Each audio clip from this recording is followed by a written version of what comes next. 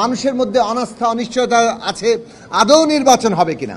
কাজেই মাননীয় প্রধান উপদেষ্টা তিনি এই ব্যাপারে মানুষের সংশয় দূর করতে পারেন নির্বাচনের তারিখ এবং অন্যান্য যেটা আমরা বললাম বিচার এবং সংস্কার সেগুলো সুনির্দিষ্ট রোডম্যাপটা ঘোষণা করে।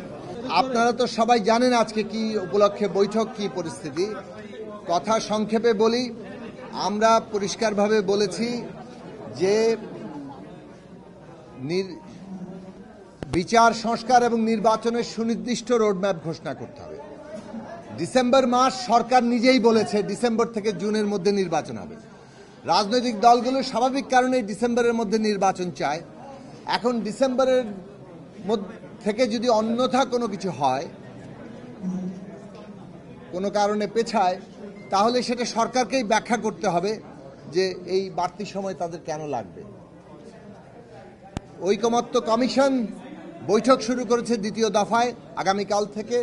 সেখানে বিভিন্ন পয়েন্ট ধরে আলোচনা হবে। আমরা সর্বোচ্চ ছাড় দিতে চাই এবং সর্বোচ্চ ছাড় দিয়ে আমরা যথাসম্ভব বেশি ঐকমত্য তৈরি করতে চাই এবং যেগুলো ঐকমত্য হবে সেগুলো জুলাই সনদ কিংবা জাতীয় সনদ আকারে আমরা ঘোষণা করার পক্ষে।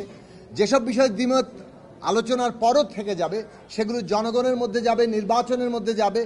যে দলকে জনগণ বিজয়ী করবে তারাই সেগুলো বাস্তবায়ন করবে। আমরা যেটা বলেছি যে নির্বাচনের তারিখ সুনির্দিষ্ট করা এই কারণে প্রয়োজন যে সংস্কারের বিষয়গুলো যেগুলোতে ঐকমত্য হচ্ছে, যেগুলোতে দ্বিমত আছে, সেখানে জনগণের অংশগ্রহণ তৈরি করা দরকার।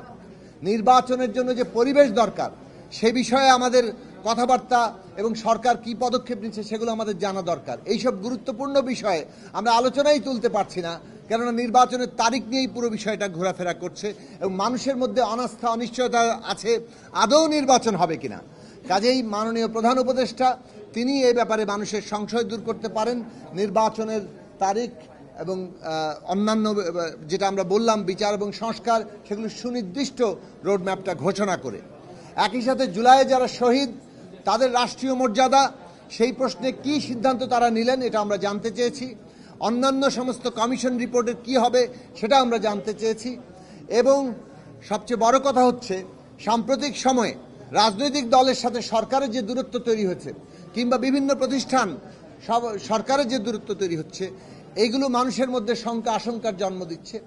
আমরা মনে করি যে সরকারের উদ্যোগ নিতে হবে যাতে করে রাজনৈতিক দলসহ সকল অংশীজনদের সাথে এই দূরত্ব এবং এই ধরনের কোনো রকম অনাস্থার জায়গা তৈরি না হয়, বরং আস্থা এবং একটা ন্যূনতম ঐকমত্যের মধ্য দিয়ে আমরা এই যে বিচার সংস্কার এবং নির্বাচনের মধ্য দিয়ে নতুন রাজনৈতিক বন্দোবস্ত, বাংলাদেশের নতুন গণতান্ত্রিক যাত্রা এটা আমরা নিশ্চিত করতে পারি। সবাইকে ধন্যবাদ।